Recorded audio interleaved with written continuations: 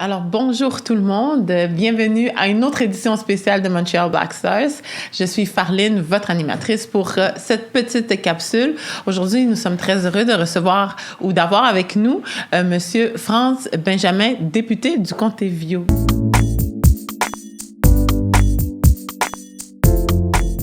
Bonjour. Bonjour. Vous allez bien? Ça va bien et vous? Oui, ça va très bien. Merci d'être avec nous. Ça fait plaisir. Ça fait du bien de vous voir dans un contexte où on se sent un petit peu plus proche, on se sent un petit peu plus familier.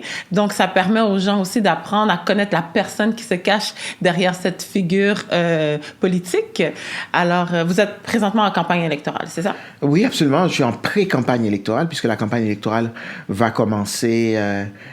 en principe, on pense que ça va être peut-être le 24 août ou le 25, je ne sais trop.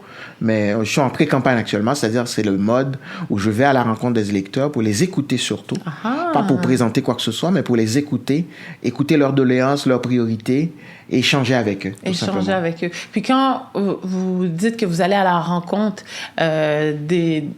de la population, ça voudrait dire quoi? Est-ce que vous vous présentez chez les gens? Est-ce que vous allez dans des centres communautaires? Qu'est-ce que ça veut dire? Ah ben c'est tout ça à la fois. Okay. Je participe à des événements, dans des parcs, dans des soirées. Je vais rencontrer les gens chez eux. Je vais dans des résidences où il y a des personnes âgées. Je vais cogner à des portes pour faire du porte-à-porte, pour dire aux gens bonjour, pour les saluer. Parce que moi, j'ai toujours, avant d'être député, j'ai été conseiller municipal. Et j'ai toujours été quelqu'un de terrain, quelqu'un de proximité. Alors, cette idée de la relation que le politicien doit avoir très proche avec le citoyen, c'est quelque chose de très important pour moi. Et l'été, c'est le moment idéal pour pouvoir justement rencontrer les gens, dialoguer, échanger avec eux. Échanger avec eux. Est-ce qu'on va se poser les vraies questions? Une fois qu'on parle avec un politicien, avec un député qui vient faire le porte-à-porte, qui vient chez moi me voir comprendre ce que j'ai de besoin, mes enjeux, à quel point la voix du citoyen dans vos décisions, dans votre campagne, dans ce que vous allez promettre, vient affecter ou changer le discours que peut-être vous aviez? Ah ben beaucoup, parce que cet élément-là, il est précieux, c'est-à-dire écouter les gens. Je pense que c'est le premier métier, la première capacité, la première qualité, je dirais même, qu'un politicien devrait avoir, c'est le sens de l'écoute. Alors, une fois que vous écoutez les gens, ça vous permet, par exemple, dans vos engagements, de pouvoir formater ce que vous avez entendu pour dire, conformément à ce que j'ai entendu au cours des derniers jours, des dernières semaines, voici l'engagement que je prends autour de telle initiative ou de tel projet. Et vous pouvez me croire, bientôt j'aurai à faire mes annonces par rapport à mes engagements locaux. Et ces engagements locaux-là traduiront parfaitement ce que j'ai entendu depuis les dernières semaines sur le terrain. OK. Quels sont les enjeux d'un politicien lorsqu'ils sont en pré-campagne électorale? Ah, ben, un des premiers enjeux, c'est peut-être de rencontrer des gens qui vous disent, ah bon, on n'est même pas en campagne électorale, on n'a pas envie d'écouter les politiciens. Mais moi, quand je me présente aux gens, c'est moins le politicien qui se présente à eux qu'un citoyen, qu'une personne comme eux. C'est-à-dire quelqu'un, je suis un père de famille, donc c'est un père qui les rencontre. C'est un homme, c'est un adulte, c'est quelqu'un qui a déjà été jeune qui les rencontre. Donc c'est quelqu'un qui possède... Avec qui on peut se sentir un peu plus familier ou avoir des points en commun. Voilà. Et quand je les rencontre, c'est pas pour leur parler du programme de mon parti ces temps-ci. Je viens les rencontrer pour les écouter surtout. Je suis pas là pour les vendre quoi que ce soit. Je suis là pour les écouter, discuter, échanger avec eux. Des fois aussi, ils vont nous dire des choses. Ils vont nous faire part de leurs frustrations, de leurs enjeux, de leurs priorités, de leurs préoccupations. Mais je pense que il faut avoir ce sens de l'écoute-là pour les écouter avec empathie et pouvoir prendre tout ça pour dire, ben, une fois, quand on met ça dans la machine politique, comment on transforme ça en initiative, en projet, en programme ou en projet de loi, par exemple. Oui, tout à fait.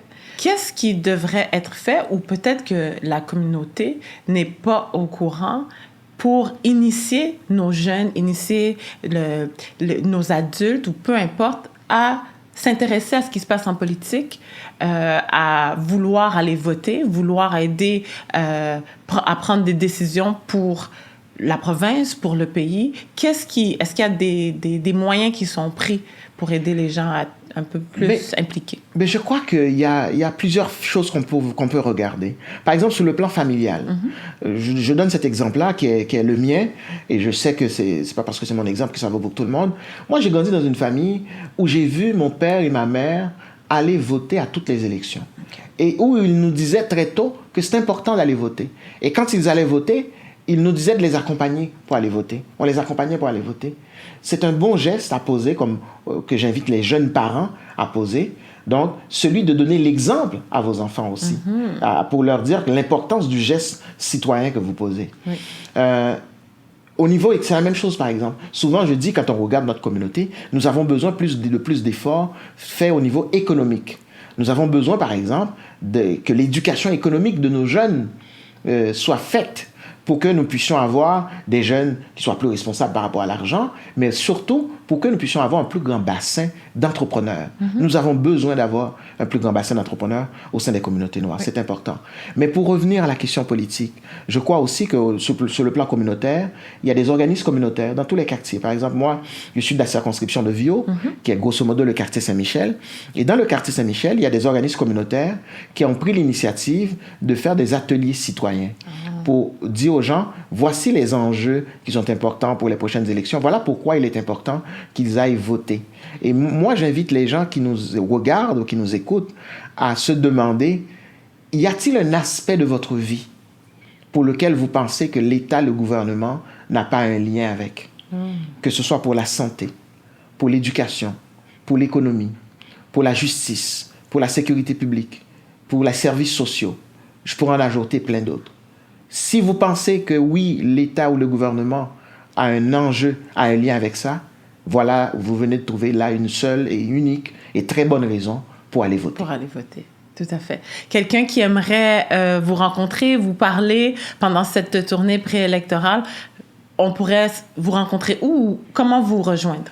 Si facilement rejoignable via les réseaux sociaux, que ce soit Facebook, Instagram ou autre. Même Twitter, des fois, je reçois des tweets pas toujours agréables, mais ça fait partie... ça fait partie de la game. Oui, exact. Donc, mais ce serait le fun de recevoir des tweets plus agréables. Donc, alors, oui, je suis rejoignable via tous ces réseaux-là, tous ces liens, avec plaisir.